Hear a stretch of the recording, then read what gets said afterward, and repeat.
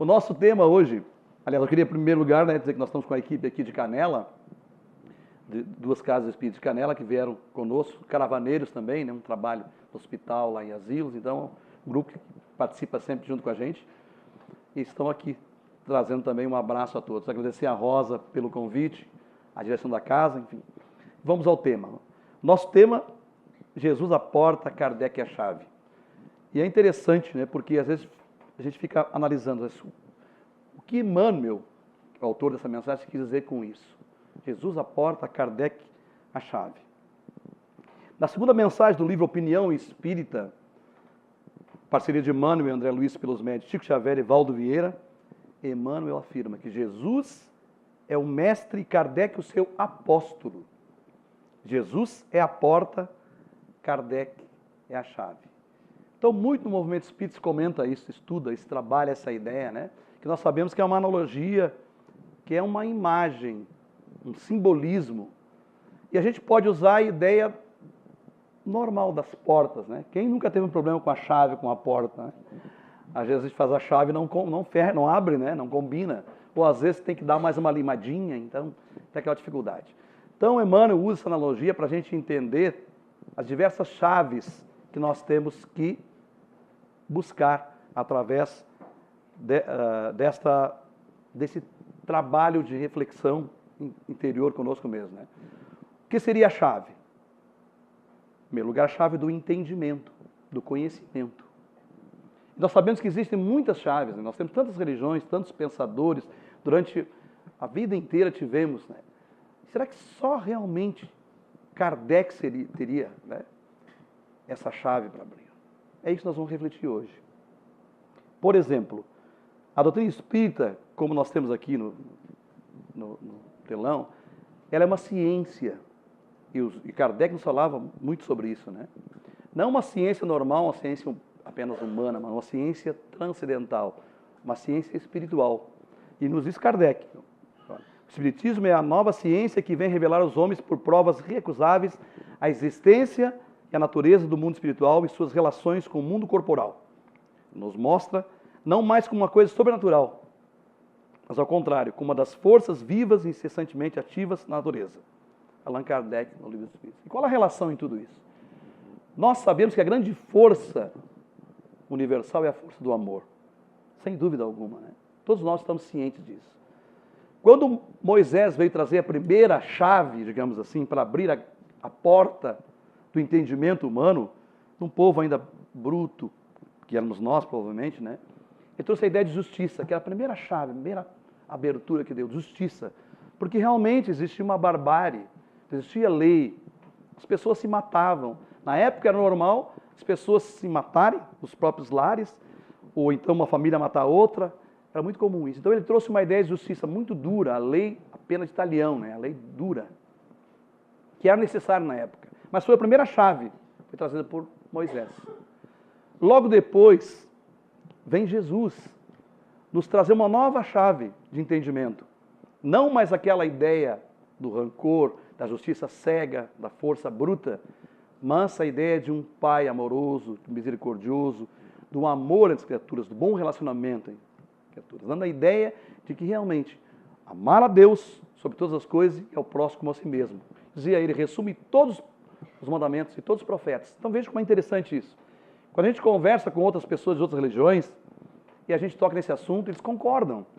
Porque realmente aí está muito claro. Amar a Deus.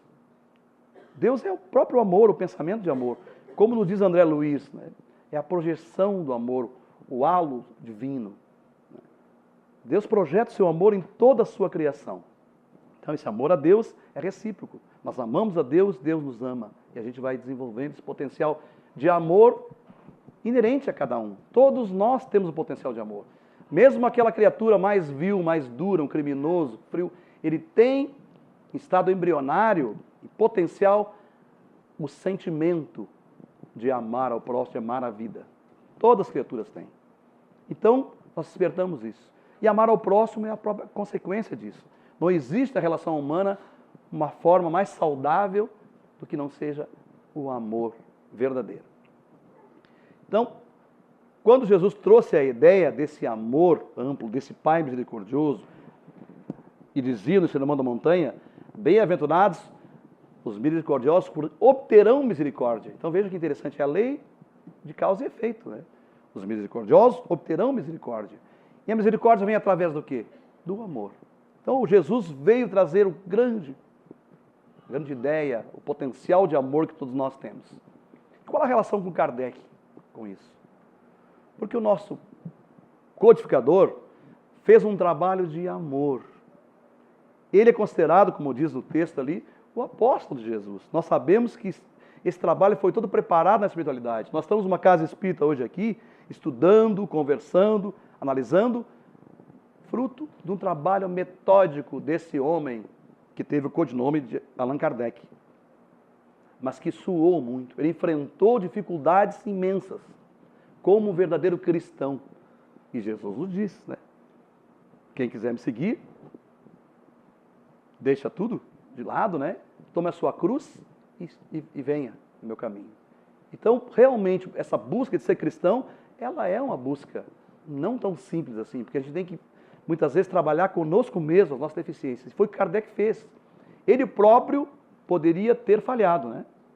Os mentores disseram para ele, o espírito, né, Zéfiro, que era o espírito protetor dele, disse para ele, tu podes falhar, outro vai te substituir. Mas ele não falhou.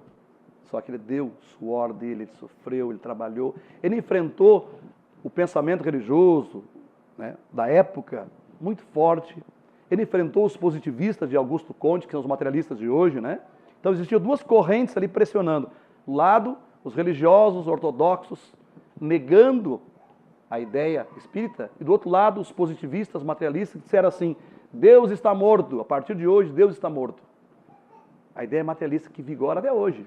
Tanto é que nas universidades, hoje, o ensino todo, a gente sabe que é totalmente materialista, né?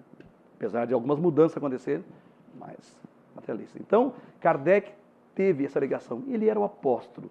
Ele veio através de Jesus, e foi convocado por Jesus para desempenhar essa grande tarefa da codificação. Uma coisa interessante, nós temos, todos nós espíritos, antes temos que entender assim, a doutrina espírita não veio na terceira revelação por Kardec, ela veio dos espíritos superiores e veio de Jesus. O espiritismo é de Jesus. Ele próprio organizou, ele trabalhou a ideia do Consolador que ele prometeu, a terceira revelação. Então, é Jesus. Só que Kardec foi um instrumento aqui. E nós sabemos que quanto é difícil o espírito encarnado cumprir a sua missão aqui, né? Todos nós sabemos disso, né? Mesmo ele que era um espírito superior, né? Com bases morais, mas teve as dificuldades. Ele chorou, ele sofreu, assim como o próprio Jesus. Então a relação de Kardec e Jesus é o mestre e o apóstolo, o codificador, o professor. Muitas pessoas também de outras religiões, que a gente conversa muito assim, dizem, vocês espíritas trocaram Jesus por Kardec. E não entendem, né? Vocês falam em Kardec, Kardec esquece de Jesus. É um ledo engano, são pessoas que olham de fora, pegam um livro e só lê a capa e não sabem o conteúdo do livro. Nós sabemos que a diferença entre Jesus e Kardec é enorme. É enorme. Jesus é o verbo da criação, como nos diz o texto bíblico, né? Quando a gente lê A Caminho da Luz de Emmanuel, essa obra interessante, quem não leu é interessante ler, né? Todo o projeto, desde o nascimento da Terra, quando os grandes arquitetos de engenheiros siderais se deslocaram da camada solar, o que nós chamamos hoje aqui, que é Terra, esse magneto, há 4,5 bilhões de anos. Vamos repetir essa data, né? 4,5 a 4,8, né? Bilhões de anos, lá estava Jesus coordenando essa equipe. Então vejam, o Espírito há 4,5 bilhões de anos já tinha esse poder de coordenar uma equipe de engenheiros siderais para deslocar do Sol, né, esse magneto aqui, e trabalhar as suas leis morais, físicas e espirituais. Nessa época já tinha. Kardec é um espírito em evolução também, como todos nós, né? Mas muito atrás do próprio Jesus. Jesus fez o seu processo evolutivo em outros sistemas, que provavelmente já não existem mais, né? Por isso que é o nosso irmão maior. Então muda a concepção. As religiões tradicionais, elas têm essa ideia aí de Jesus, o Filho de Deus, enfim, o unigênito, enfim. nós sabemos que Jesus também passou pelas dificuldades que nós passamos, né? Não seria justo? Se ele tivesse algo especial, né? Algumas teorias até dizem que ele tinha algo especial que ele foi em linha reta. Nós praticamente não acreditamos nisso, porque não seria justo. Se o Espírito evolui tão rapidamente, ele tem que ter algo especial, né? Não passou pelas... Então, Jesus também passou pelas dificuldades que nós estamos passando, né? Pelo todo sofrimento. E o Kardec, na sua relação, foi o grande apóstolo, o pedagogo, que foi preparado para essa tarefa. Kardec nos diz assim: o Espiritismo é uma ciência que trata da natureza, origem e destino dos espíritos, bem como das suas relações com o mundo corporal. Uma nova visão. Então, quando Kardec surgiu com essa ideia, ele começou a compilar essas ideias que os espíritos traziam através de mais de 1.000 centros espíritas no mundo inteiro.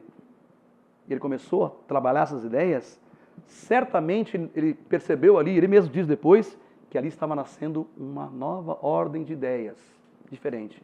Porque tem o conteúdo filosófico, científico e consequências morais. E depois ele vai dizer assim: a doutrina espírita é uma ciência com bases filosóficas, que explica a lógica da vida, e com consequências morais, que nós vamos entender depois que a lei de causa e efeito. Tudo que nós fizermos tem um retorno, né? Então veio trazer uma nova ordem de ideias, com base na ciência, com base na reflexão, do bom senso, na análise. E esta é a postura de todos nós, né? Por isso que seguir Kardec é seguir o bom senso, o raciocínio, é não aceitar as coisas prontas, né? É analisar. Até a nossa irmã agora falava, né, de uma obra, de um livro ali, né, que foi lançado e não tinha uma base. Então nós temos que buscar a base. Quando a gente não tem a base para entender as coisas, a gente tem que buscar em pessoas que já estão mais preparadas para isso, né? E buscar a certeza. Ele próprio rejeitava diversas mensagens que vinham, apócrifas, mensagens que não tinham conteúdo moral. Rejeitava. Por quê? Porque nós temos que buscar, acima de tudo, a verdade. Que dizia Jesus, a verdade liberta. E a verdade realmente liberta, porque ela é pura, ela é limpa, ela é algo saudável. A mentira, o engano, a hipocrisia, as calúnias são coisas pesadas, energias pesadas, né? E que nós ainda vivemos nesse mundo, né? A gente observa hoje o panorama no Brasil, no mundo inteiro, quando existem enganos ainda, as pessoas não entenderam ainda o grande significado de nós estarmos aqui nesse plano físico. Aliás, muitas não entendem que existe uma vida fora da vida física, né? Aliás, a vida imortal, né? A vida física é uma transição. Então essa comparação. Jesus o mestre, Kardec o apóstolo, como diz Emmanuel, né? Jesus trouxe a ideia do amor. E Kardec, através dos ensinamentos, vai nos dar a ideia de que o amor e justiça formam a caridade. A caridade é a própria justiça e o amor junto. Porque a justiça cega, ela não leva a lugar nenhum. Ela comete injustiças muitas vezes, né? Com o nome de justiça. Mas com o amor tudo muda, se transforma em caridade. Por isso que a base do doutrina espírita é fora da caridade numa salvação. Não há evolução, não há crescimento, né, nesse sentido. Jesus a luz e Kardec o bom senso. Veja que interessante isso, né? O que é a luz? Luz é o conhecimento. Por exemplo, estamos hoje estudando aqui para entender, fortalecer o nosso conhecimento, nossa fé raciocinada, né? Luz é conhecimento.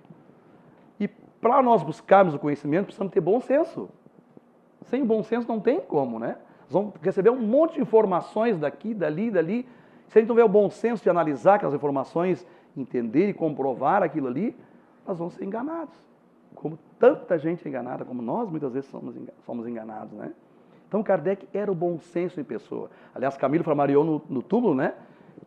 Falou, a frase está escrito lá, né? O bom senso encarnado. Esse bom senso é uma atitude espírita, né? Analisar, ponderar, observar, não julgar de primeiro, assim, né? Buscar sempre a verdade. E Jesus, o incomparável mestre dos mestres, né? O nosso mestre amado, né? E Kardec, o professor, o codificador. Todos os dois vieram trazer a mensagem libertadora. Todos os dois vieram trazer. Só que Jesus, com a sua grandeza, nos deixou todo o evangelho, né? Que é o que? A base da doutrina espírita. Nós pegamos, quando a gente abre o Evangelho segundo o Espiritismo, a gente pega ali Kardec falando sobre isso. nós podemos dividir o Evangelho em 5 partes. Né? Acho que todo mundo aqui já leu o Evangelho, né? 5 partes. A primeira, diz ele assim, os atos comuns da vida de Cristo. A primeira parte, os atos comuns da vida cotidiana de Jesus. Os milagres, que para nós espíritas não existem, né? Mas os milagres. As profecias, as palavras que serviram para o estabelecimento dos dogmas da igreja, e o quinto, o ensino moral. E nos diz o próprio Kardec. Os 4 primeiros nós podemos discutir e vamos discutir, as religiões vão debater esse texto ou aquilo, são plausíveis de serem discutidos.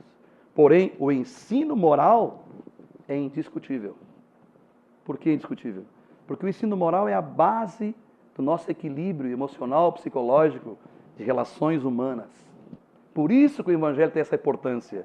E por isso que ele foi, de certa forma, distorcido esse tempo todo pelos interesses humanos. A gente sabe que os interesses humanos mudam as coisas, né? Então houve esse processo de transformação da ideia original de Jesus, porque nós somos falhos. Nós falhamos. E a doutrina espírita veio trazer essa nova ideia, essa nova concepção de evolução espiritual, de amor, de bondade, tudo isso que Jesus falava. Então veja como é interessante isso, a importância de nós estudarmos a doutrina espírita, né? Aqui nós temos bastante grupo de estudos, né? Certamente. E também evangelização, a gente conversar com as crianças já, desde pequenininha, já nesse clima de fraternidade, de amor, de conhecimento. Né? As 2 asas que nos elevam, né? O conhecimento, o amor, a afetividade e a sabedoria. Então, nós sabemos que a doutrina espírita não vai ser a religião do futuro. Todo mundo, o espiritismo vai ser a religião do futuro. O próprio Leon Denis deixou bem claro isso, né? Não vai haver só uma religião, a religião espírita, digamos assim. Todo mundo vai ser espírita depois da transição, né? Não. Mas o espiritismo vai ser, a essência do pensamento espírita vai estar em todas as religiões. Elas não vão mudar os seus nomes, vão mudar as suas ideias, as suas bases. Por exemplo, como a ideia de Deus, né? A ideia antropomórfica de Deus, lá do Velho Testamento, desse Deus carrancudo, desse Deus, às vezes até sádico, né? Não combina mais. As crianças hoje não aceitam mais isso. Uma ideia de um Deus que pune, um Deus que tem os seus exércitos, mas como Deus vai ter exército? Então as pessoas se apegam muito a isso. Vem Jesus, fala do Pai misericordioso. E vem Kardec e a espiritualidade dizer a inteligência suprema do universo, o amor supremo. Veja que diferença, né? A misericórdia suprema. Deus é pura misericórdia. E vamos entender também um segundo aspecto na base da doutrina espírita, de todas as religiões, que é a imortalidade. A doutrina espírita nos demonstra a imortalidade com bases lógicas. Estão aí, se a gente entrar na internet, em diversas coisas, vamos ver tantos fenômenos que a gente observa, comprovando que a vida não termina aqui. Que essa vestimenta física que nós usamos aqui é transitória, temporária. E a gente tem que trabalhar essa ideia, porque não é fácil, né?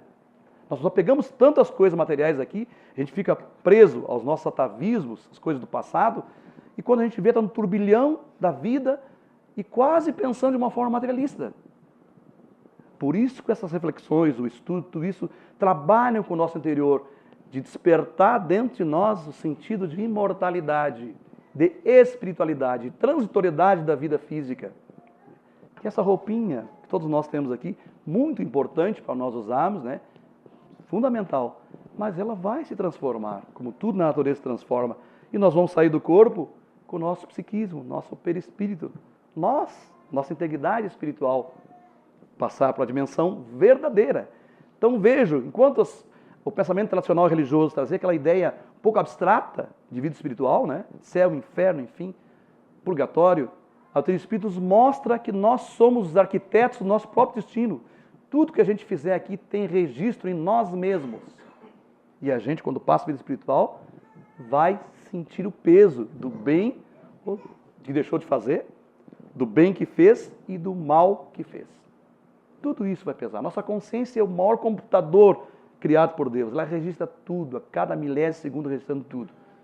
Então veja a diferença de uma concepção filosófica, científica, religiosa da concepção tradicional. Por isso a importância de estudarmos Kardec, estudarmos a doutrina espírita, as obras básicas, temos que estudar. A gente pega às vezes as obras básicas, lê um texto e diz, meu Deus, parece que estou vendo a primeira vez, né?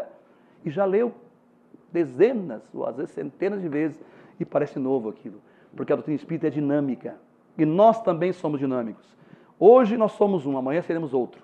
A gente vai absorvendo os conhecimentos, vai se transformando. Amanhã nós vamos ler um texto já com outra percepção.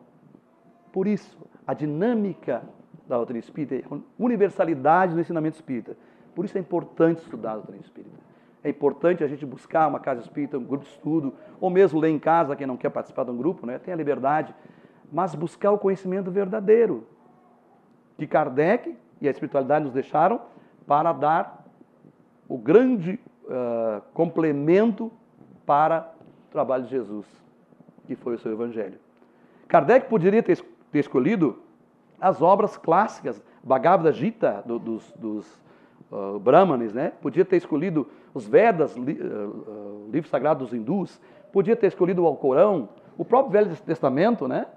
Podia ter escolhido uma série de obras, mas não.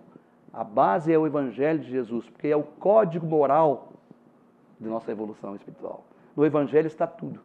Até a gente sempre bota nos trabalhos assim, tem uma obra de André Luiz, que eu não lembro qual é o nome, nunca lembro o nome, mas que tem um mentor espiritual que ia descer das esferas mais altas, né? Ia vir para ali para o nosso lar. Todo mundo acho que já leu o Nosso Lar, né? Tem ideia da cidade espiritual Nosso Lar, né? E ele estava ali numa assembleia grande, num salão magnífico, entidades assim, todos preparados para receber aquela entidade de altíssima hierarquia espiritual. Imagina um espírito assim, puro, sábio. E aquele espírito veio, praticamente se materializou, de uma certa forma, né? Se projetou ali naquele salão, e as pessoas podiam fazer perguntas para ele. E as pessoas faziam perguntas. E ele ali parado no meio. Quando a pessoa perguntava uma coisa, ele pegava uma plaquinha e levantava, com um texto do Evangelho. Levantava. Estava ali a resposta. Outra pessoa perguntava, ele levantava. E depois André Luiz pergunta para o mentor espiritual, mas por que isso? Mas no Evangelho está tudo. Nós temos no Evangelho todas as respostas para a vida. Basta saber buscar. E por isso a importância de Kardec é saber buscar no Evangelho a essência do pensamento de Jesus e da lei de Deus. Por isso que ela veio nesse momento em que a ciência estava já desabrochando, né? Que a filosofia já estava bem mais avançada. Ela veio no momento certo, porque assim como a semente precisa ter todo o aparato necessário, né? A terra preparada. Então a terra está preparada para receber a terceira revelação que veio através desse grande apóstolo de Jesus, que tem o nome de Allan Kardec. Vamos dar uma puxada aqui para não... Nós vamos fazer uma reflexão aqui, porque sabemos que a Terra é uma escola. Todo mundo sabe disso, né? Nós temos a certeza absoluta de que nós estamos aqui usando o uniforme do corpo físico, né, como espíritos, e a Terra é a nossa grande escola de aprendizagem. E Kardec foi preparado para incumbir a sua missão da terceira revelação, para ser o codificador da doutrina espírita, né? Então nós relacionamos aqui algumas relatos assim, sobre 5 encarnações onde se preparou para incumbir essa missão. Veja que interessante isso, né? A gente pensa, não, mas Kardec veio, foi escolhido, foi assim, não. Ele se preparou muito, a espiritualidade, Jesus preparou ele para que ele pudesse trazer hoje essa mensagem pura e limpa que é a doutrina espírita para todos nós. Então, na obra Faraó Ameneftá, ditada pelo espírito Rochester, relata que Kardec teria sido o sacerdote egípcio Amenófis, sábio e estudioso da mediunidade durante o reinado do faraó Ramsés II, na época que Moisés libertou o povo hebreu do cativeiro. Então ele foi contemporâneo, como o faraó Amenófis, ele foi contemporâneo de Moisés. Vejam, Moisés é 1.500 anos antes de Jesus, né? Então vejam, 1.500 antes de Jesus, ele já estava se preparando, 2.500, preparando já para essa missão. E veja interessante, não sei se alguém já leu essa obra, não sei se já leu, né? Da Vera, depois nós vamos falar sobre essa médium também. É uma obra que nos anos 70, 80 era muito lida, romance, assim, maravilhoso, né? Mas a descrição, a vida de Moisés, assim, como ela era mesmo, né? Até os erros, os excessos que ele cometeu, né? Está nessa obra aqui.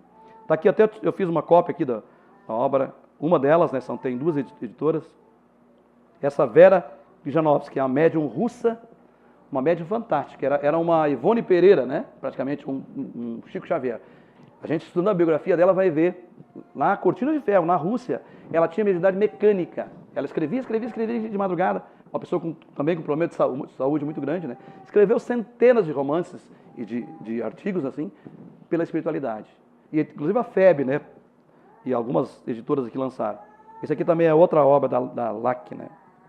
Farol Menefitá, conta a vida de Moisés e quando Kardec já estava reencarnado como sacerdote Amenófis IV, entre os egípcios. E o que havia nos egípcios? Eram os povos mais adiantados da época. Já trabalhavam com a sensibilidade, com os fenômenos mediúnicos, né? Que na época não era esse nome, né? Mas trabalhavam com as forças da natureza, enfim, com o psiquismo. Logo depois, no ano 58 a.C., nas Gálias, na antiga França, na época de Júlio César, o professor... Pulou aqui uma, não, né? Não pulou, não. Denizar Rivail teria sido, segundo seu espírito protetor, Zéfiro, o espírito protetor Zéfiro, né? O chefe dos sacerdotes druidas, da estação celta chamada Allan Kardec. Foi daí que o mentor, né, o Zéfiro, disse para ele: tu usa o pseudônimo de Allan Kardec, né, para que tu possas trabalhar com maior tranquilidade. Então, ele usou o pseudônimo. Mas ele foi nas Gálias, antiga França, 58 anos antes de Jesus, já uma outra preparação para trabalhar a sua missão. E depois, segundo Rochester também, na sua obra Cornélio, o centurião que viu Jesus, Kardec foi aquele centurião romano bondoso que pediu para Jesus curar o seu soldado, registrado em Mateus 8, 5, 13. Todo mundo lembra dessa passagem, né?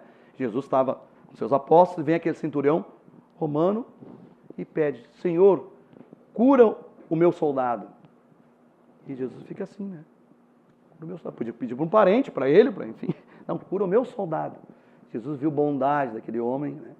E disse assim: a tua fé curou, vai lá que o teu soldado está curado. Ele voltou e estava curado. Então, a gente já demonstra a própria fé que ele já estava despertando, né? E ele teve contato com Jesus. Interessante isso, né? Então, Kardec, como centurião, teve contato direto com o nosso mestre. Imagina que coisa boa, né? Não sei se algum de nós aqui teve contato com Jesus naquela época. Eu acho que eu salguei a santa sopa, que nem dizer aquele... Ou atiramos algumas pedras, né? Mas imagina se deparar como o Emmanuel, né, na obra há 2000 anos, que caiu de joelhos diante daquela luz magnífica, aquele amor supremo, aquela doçura à sua frente. Um homem simples, aparentemente, fisicamente simples, né? Mas a luz divina em si mesmo. Né? Essa aqui é a obra aquela que a gente falou, né? Também da mesma médium. Isso aqui também são algumas obras, a gente vai fazer só um parênteses assim, dessa médium, né? Essa Abadia dos Beneditinos também conta toda a história da Igreja Católica, A Vingança do Judeu. São diversas obras, romances que ela psicografava, assim, mecanicamente. É tipo o próprio Chico, né? O Chico também, no momento que ele psicografava, os espíritos tomavam a mão dele praticamente, escreviam. E normalmente ela viveu tudo isso, né? O Vesúvio, né? Pompeia, 69 depois de Cristo. São romances fantásticos, né? E depois, Kardec, mais uma encarnação de preparação para essa grande missão. Ele foi Jan Hus, ou João Hus, né? Aportuguesando aqui, Ilsenec, 1369, Constança, 6 de julho de 1415. Foi um pensador e reformador religioso. Ele iniciou um movimento religioso baseado nas ideias de John Wycliffe. Os seus seguidores ficam conhecidos como os Hussitas. Foi queimado na fogueira por discordar dos religiosos da época. Isso é uma história interessante. Quem leu a biografia desse John Hus, ele era um homem muito idealista, né? Ele não aceitava as ideias tradicionais dos religiosos da época. Aqueles absurdos de venda de concessões na vida espiritual. Ele era um revolucionário. E claro, e toda pessoa que contraria uma ideia, ela vai sofrer as consequências. Na época, qual era a consequência? Fogueira. Joana d'Arc não foi, né? Fogueira nele. E matar. Ele morreu queimadinho, né? O nosso Kardec, o João Hus. Foi vítima de uma cilada. Justamente por isso, porque eles armaram, né? Porque esse cara é o nosso inimigo. Ele é o nosso inimigo, então nós vamos acabar com ele. Ele está negando tudo aquilo que a gente está pregando. E ele já tinha as ideias revolucionárias, né? Ele estava se preparando para, vê que interessante isso, né? Se preparando para trazer essa nova ideia que nós estamos aqui hoje estudando da doutrina espírita. Está aqui o rapaz, ó, a pintura dele aqui. E depois, finalmente, ele vem como Hippolyte Léon de Nizar-Rivail.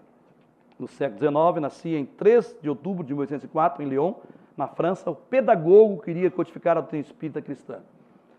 Então, vocês perceberam todo esse preparo que ele teve, a preocupação dos mentores espirituais, né, de preparar um espírito para uma tarefa tão grande, porque é uma tarefa gigantesca, foi uma tarefa gigantesca, e está sendo ainda, né? Nós estamos aqui hoje, trabalhando essas ideias, e o mundo vai se renovar pela ideia espírita, né? Não pela doutrina espírita, mas pela ideia, a essência do pensamento espírita. Então aqui é uma reflexão interessante, ó. Por que ele teve esse preparo todo? Por que ele veio para a escola terrena diversas vezes? Porque, como Amenófis, sacerdote entre os egípcios, ele trabalhou a iniciação espiritual.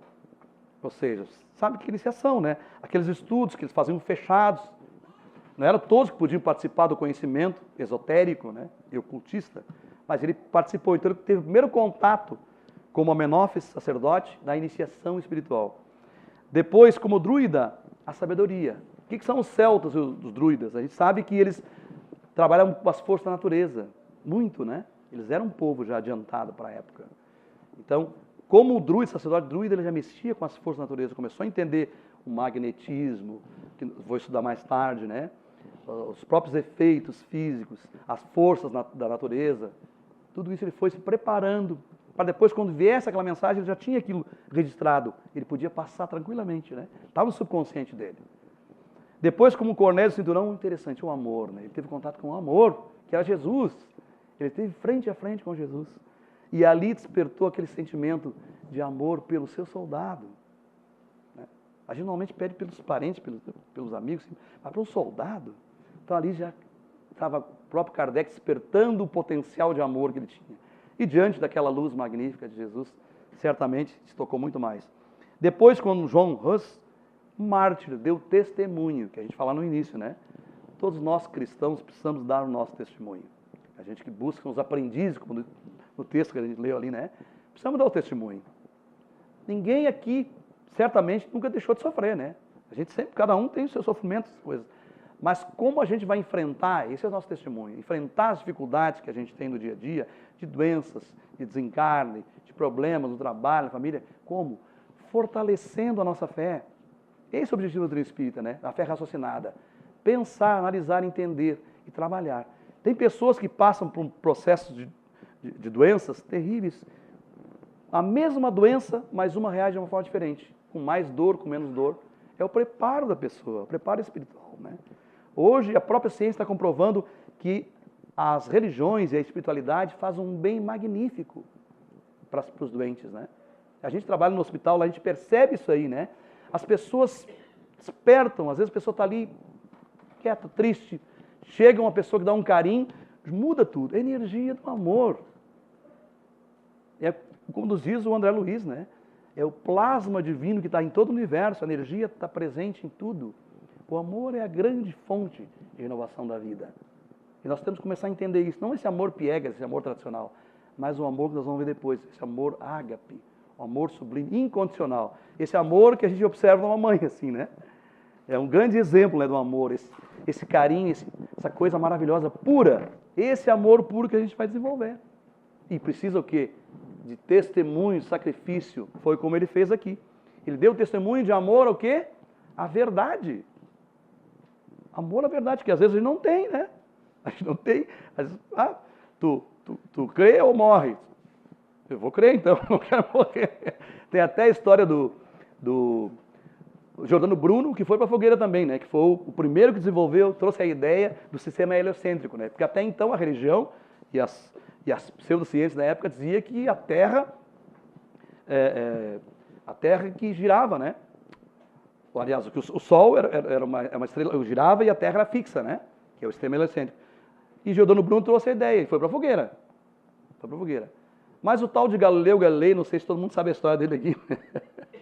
Galileu Galilei também defendeu essas ideias. Era um pensador, era um astrônomo, matemático, e ele sustentou a ideia. Não, está provado, eu comprovo que o Sol é uma estrela fixa, né? Os planetas que giram em torno do Sol, o sistema heliocêntrico, né?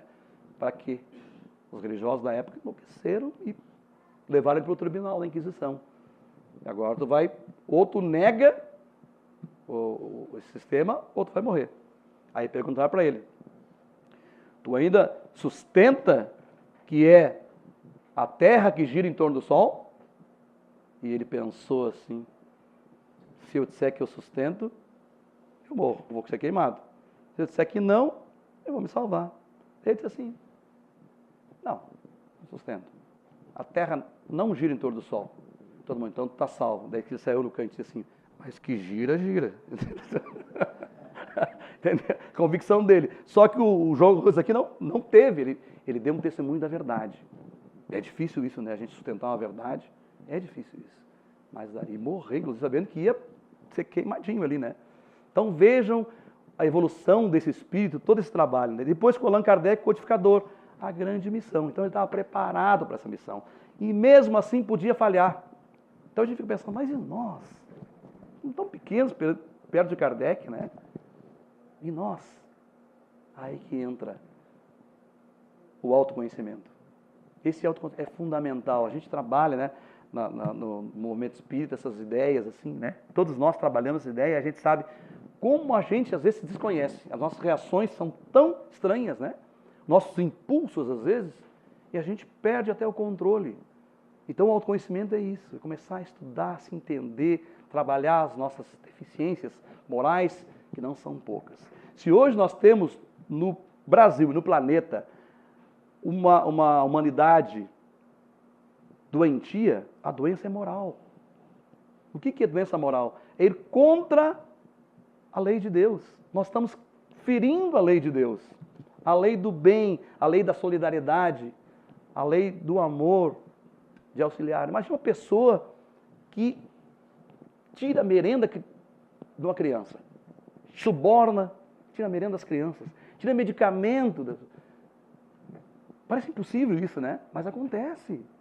As pessoas pensam só em si. Só em si. E acabam fazendo absurdos, que depois vão se registrar com a lei, né? Infelizmente vão se registrar com a lei. Porque não tem a lei, ela é perfeita. Ela é justa, né? A lei de Deus é perfeita. Só que ela é misericordiosa. Todo aquele mal que a gente já fez no passado, em outras existências ou mesmo nessa vida, nós podemos compensar com atos de amor, com esforço, com sacrifício do bem, né? O próprio Jesus dizia, né? O amor cobre a multidão dos pecados. Pecados no sentido de erro, de ferir a lei de Deus. E, certamente, todo ato de amor, desde o mínimo pensamento de amor, de carinho, de afetividade, de solidariedade, gentileza, como está faltando gentileza, né? As pessoas. A gente percebe nas repartições públicas, nos bancos, enfim, isso é uma espécie de loucura, assim, uma insanidade. Todo mundo quer tudo para si e às vezes não vê o irmão do lado sofrendo, dificuldades e não se desperta a sensibilidade. Então a grande mensagem da doutrina espírita é nos sensibilizarmos para a vida, para nós mesmos. Descobrirmos que ainda somos egoístas, né? Uma das coisas interessantes aqui, lembrando do nosso querido Chico Xavier, que todo mundo sabe, né? A doce alma que era. E por que a gente precisa seguir Kardec e Jesus? Por que essa duplinha é tão importante para nós, né? Ele diz assim, lembro de que um dos primeiros contatos comigo, o Emmanuel no caso, né? Preveniu que pretendia trabalhar ao meu lado, por tempo longo, mas que eu deveria, acima de tudo, procurar os ensinamentos de Jesus e as lições de Allan Kardec. E disse mais, que se um dia ele, Emmanuel, algo me aconselhasse que não estivesse de acordo com as palavras de Jesus e de Kardec, que eu deveria permanecer com Jesus e Kardec, procurando esquecê-lo. O Chico disse isso, né? Então veja, por que a importância disso, né? Porque Kardec veio trazer uma amplidão maior para o ensinamento de Jesus, para o próprio Evangelho de Jesus. Quando nós pegamos o Evangelho com o Espiritismo, a gente vê a lógica que tem, né? Aqueles capítulos, né? Não vim destruir a lei, há muitos morados na casa do meu pai, as bem-aventuranças, tudo isso, coisa maravilhosa. Mas olha o comentário inteligente de Kardec, né? Olha o raciocínio desse espírito, toda a bagagem que ele tinha, se envolveu para trazer o Evangelho para o mundo moderno. A gente entender hoje de uma forma mais ampla. Hoje, com o avanço da ciência, da tecnologia, as coisas mudaram muito. Desde a nanotecnologia, das micropartículas, até as grandes constelações e galáxias. Olha que magnífico é a obra de Deus. E a doutrina espírita vem trabalhar todas essas ideias. Nós trabalhamos, a doutrina espírita trabalha a ciência, né? Com provas, com comprovações, com ideias, com lógica, né? Então é muito bom ser espírita, né? Mas não é fácil. Como diz o Raul Teixeira, né? Não é para qualquer um. É preciso esforço, é preciso luta, dedicação. Muitas vezes deixar os interesses, né? Na maioria das vezes deixar os interesses humanos para trabalhar os interesses espirituais. Por isso que todo trabalhador espírita, ele deve ser um esforçado. E Kardec já nos dizia, numa frase para a gente complementar aqui, né? Reconhece o verdadeiro espírita pela sua transformação moral. Ou seja, pela mudança dos seus hábitos. Entrar de acordo com a lei de Deus, amor a Deus e ao próximo. E pelo esforço, essa palavrinha é fantástica, né? É uma coisa muito difícil para a gente. Pelo esforço que faz para dominar as suas más inclinações ou tendências.